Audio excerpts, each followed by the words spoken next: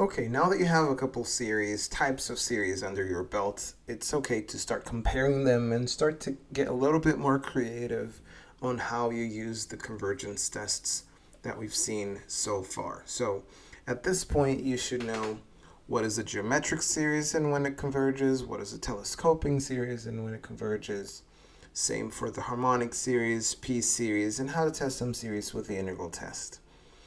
Now that you have these tools, if you take one of the series that you know how to change, how to test, excuse me, and change that just by a little bit, maybe that makes it comparable to the one that you already knew in a way that's advantageous to you. So that's what the comparison test is about. There are two comparison tests.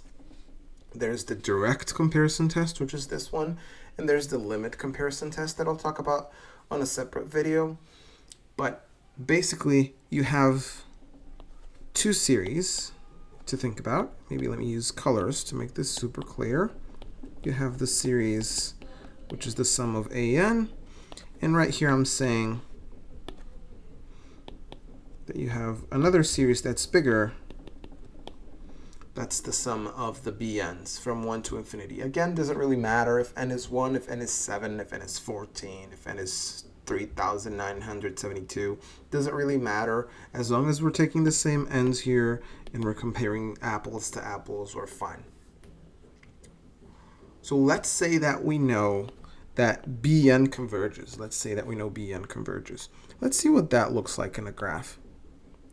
So if I were to plot this an, maybe I can use a smooth graph just to make it simple on us.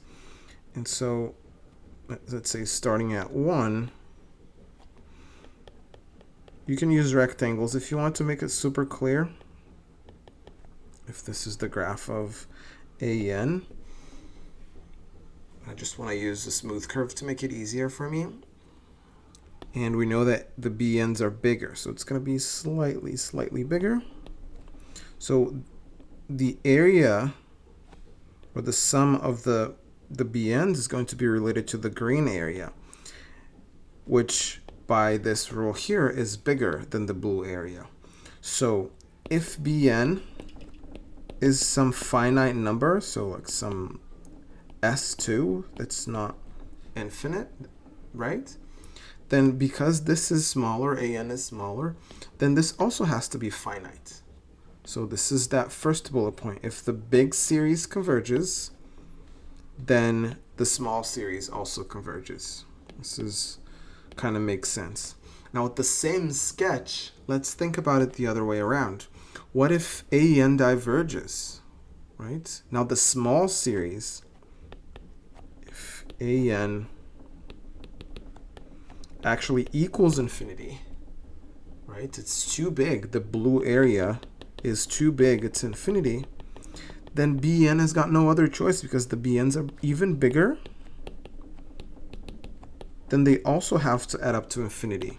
So the green area also is going to be infinity. This green area here is also going to be infinity because it's even bigger than the blue area.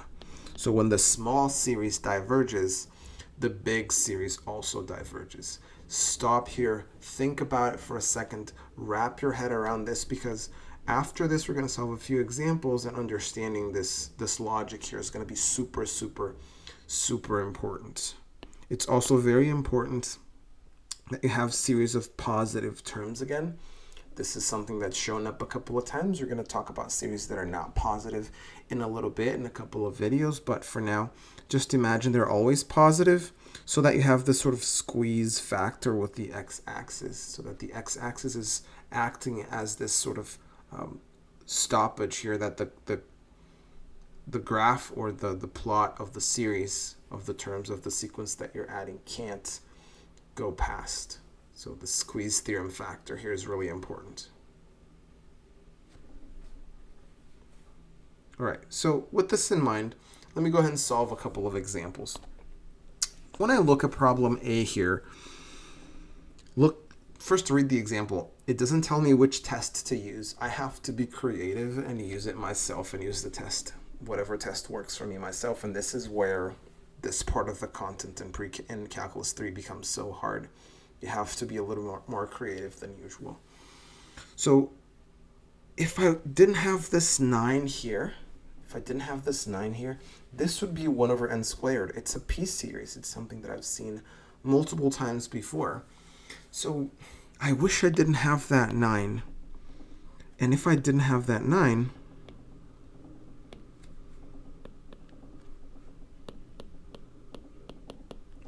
so get rid of the 9. This is the series. Which of these two is bigger, right? Which of these two is bigger?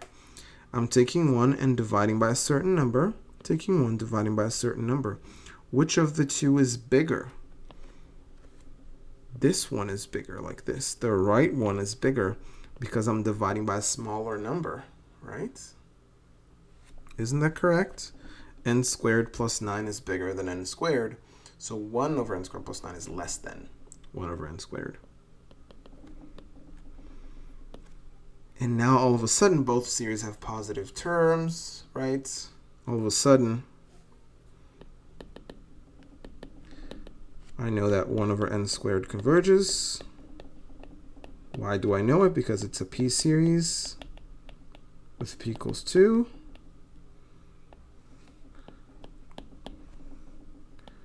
And so does the other series, 1 over n squared plus 9, n equals 1 to infinity. And that's because by the comparison test, because it's even smaller. And that's it. That's how I solve item A. It's pretty easy, pretty neat. Again, sometimes it's hard to get the grasp of the thought process, so stop here, reflect, imagine those pictures that we were talking about. This is what you need to write on a test or something to make sure. We're talking about the direct comparison test. There's another type of comparison test, but whenever I don't write anything here, whether it's direct or not, then it is direct. It is the one that we're talking about now. So I don't have to write the direct in here every time. Okay? Now let's talk about the following example, this one. If I didn't have this -2, then I'd have a 3 over n, which is a harmonic series, right? And so if I didn't have it here, I would have,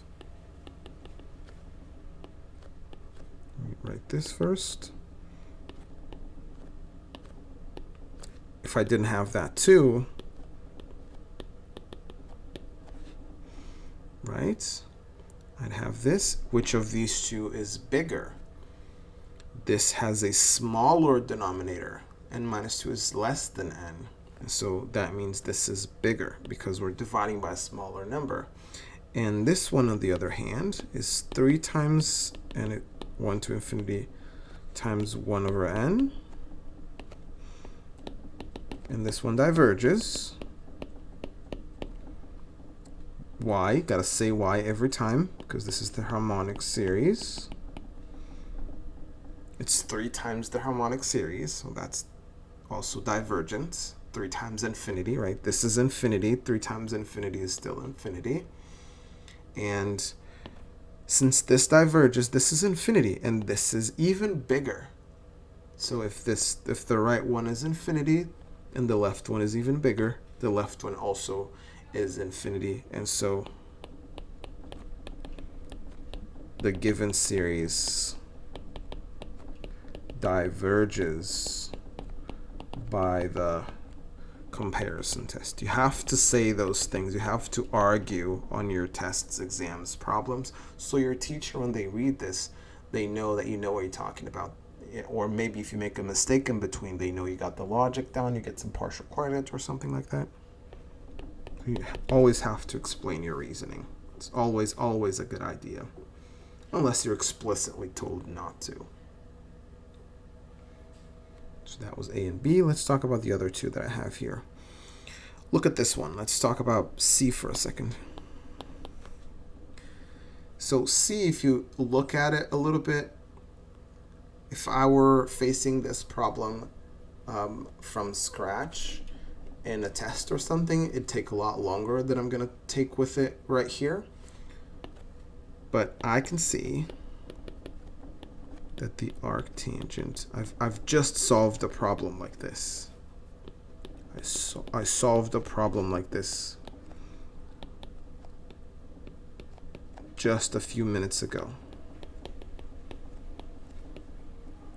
And I remember solving this with the integral test.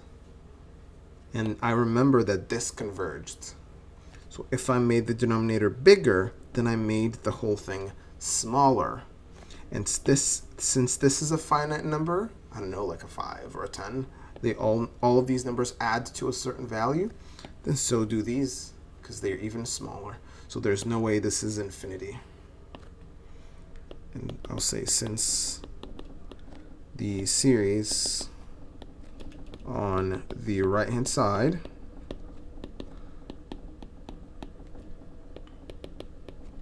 converges, and that's because of the integral test. Again, if you're on a test on an exam and you haven't seen it before, you have to go and use the integral test, right? You make the comparison and you go and expand this here, do the integral test, blah, blah, blah, do a lot of calculations here, prove it's decreasing, positive, continuous, take the integral is finite, and then at the end you say by the comparison test,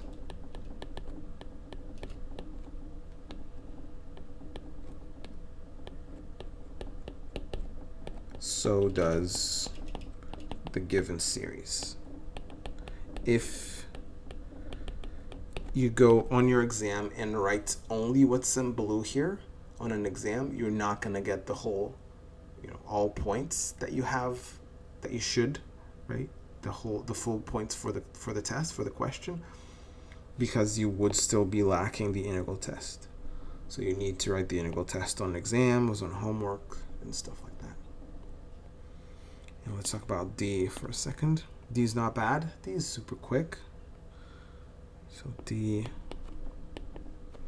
is 1 plus sine n over n cubed plus 7. I just thought about something for D, so I'm going to move this down because I just thought about a complication that we could have here. But since this is what we have for D, comparison here also works. And 1 to infinity. Sines and cosines are always less than 1, so this is less than 2 over. So I made the numerator bigger. 2 is bigger than the left side, so just the numerator. And so for now everything's fine. And now if I want to keep this bigger, I have to make the denominator smaller. It's got to be the other way around. Yes. And so this is 2 times 1 infinity, 1 over n cubed. So this here converges because it's a p series with p equals 3. And so this is double the p series. So a p series adds to a finite number. Doubling that still finite. So this is, I'll say p series, p equals 3. So I'll say that the series converges by the comparison test. Again, something really, really important here. Do you see the numerator of this fraction? I just thought of this as I wrote this question. This is always greater than or equal to this, greater than or equal to 0. And the comparison test, if you scroll back or go back on the video, you can see that it requires your series to have positive terms. So it's important that you check, because if I gave you a different series such as this one, let's say minus 3 sine n cubed plus 7 n equals 1 to infinity, does that converge or diverge?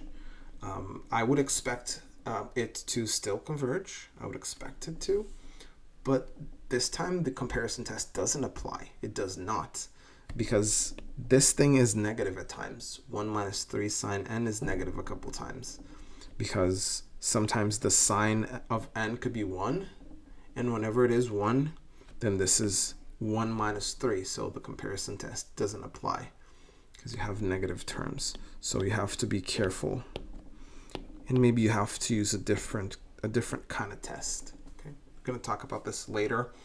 I wouldn't solve this with you right now. It would be too complicated with the tools that we have at the moment. We're going to learn more tools, and then we're going to move on and solve problems like this later on. I have two more examples before I close. The first one is simple enough, but the second one makes things a little bit more complicated, which is a segue into another type of test that we're going to talk about, which is the limit comparison. So on the first one, again, make the fraction bigger by making the denominator smaller. So you get this, which is what the square root of n squared is just n, because n is positive, right? Generally speaking, that's the absolute value of n, but n is a natural positive number starting at 2, by the way. So this is 1 over n times n, and that's 1 over n squared. So it's got a 2 here. And so this converges. P series, p equals 2. So this converges by the comparison test. Gotta say those things every time. Now, F is a little bit more difficult, and maybe some of you will have to watch this a couple times to wrap your head around this. Now, what happens if I try and do what I've been doing so far? If I just get rid of this -1, I get this series, right? Again, I wrote a 1 here, should be a 2, especially for this series, because you can't plug in 1 here, otherwise you get 0 at the denominator. So I have this. But if I get rid of this -1, I get this series. This series is the same series as I had before, the p series with p equals 2. And that one converges. So I could think, great, this shows me that the series converges. It doesn't show you that, because remember, for the comparison to be correct, the convergent series needs to be bigger. Just like here, you see this is bigger than this. The right-hand side is bigger. So at the bottom for F, do we have the right-hand side bigger? And we don't. If you look at the denominator, this is smaller denominator because I'm subtracting 1 inside of the root. So this is bigger. So this comparison is not the correct comparison. It does not help me. This goes to this, just imagine this, right? With the graph, I think you can see.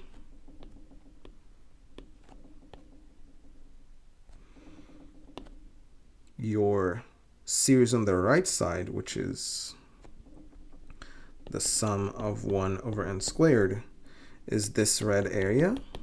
So this is finite, it's some number. But the series on the left side, maybe I make it blue, it's something bigger. So the fact that I know that the red is finite does not help me determine if the top one is finite also, because the top one is bigger. Of course, if this is infinite, of course it's going to be bigger than something finite. It doesn't help me. The red one could be finite, could be infinite, doesn't make a difference on this one. Okay, so this is the incorrect comparison. I got to do a different one. This comparison is pretty out there, and then after this video, I'll show you a different way to handle it. But first, try and understand this one. I'll do this. Square minus 1. Again, I think it converges, so I have to make it bigger. I have to get something bigger because I think it converges, right? Because it compares to 1 over n squared. So I think it converges for sure. So how do I make it bigger? I make something bigger by making its denominator smaller. So rather than getting rid of the -1, I'll make it even more negative. I'll make it even more negative. So how can I make it even more negative? In several ways. Here's the way that I'll use it. I'll make it -n squared over 2. So before you ask yourself why I'm doing this, just stop and see if you agree that this makes the fraction bigger. Stop and think about it. I made the negative more negative, right? Because as n grows, for n large enough, this is going to be large. And see, n equals 2 at the beginning. So this is already 4 over 2. This is already 2. So this thing is already more negative than this. So whatever is inside of the square roots is a smaller number here. And dividing by a smaller number gives me a bigger fraction. So convince yourself, first of all, that this inequality is true and that the right-hand side is bigger. Next, let's see what that means, and then you'll understand why I did this. Let's see what the right-hand side equals. I'm going to factor out the n squareds. This is going to be 1/2 n squared, like this. And then I get this.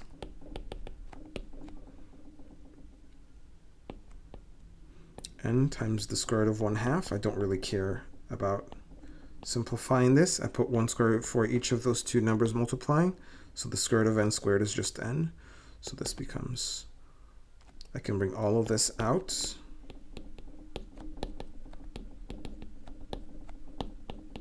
And now I got my p series with p equals 2.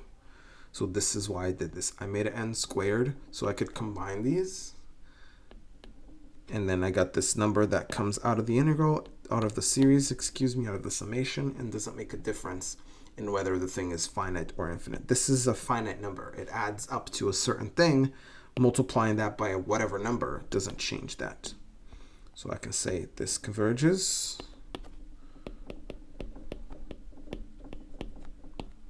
Because it's a p series with p equals 2.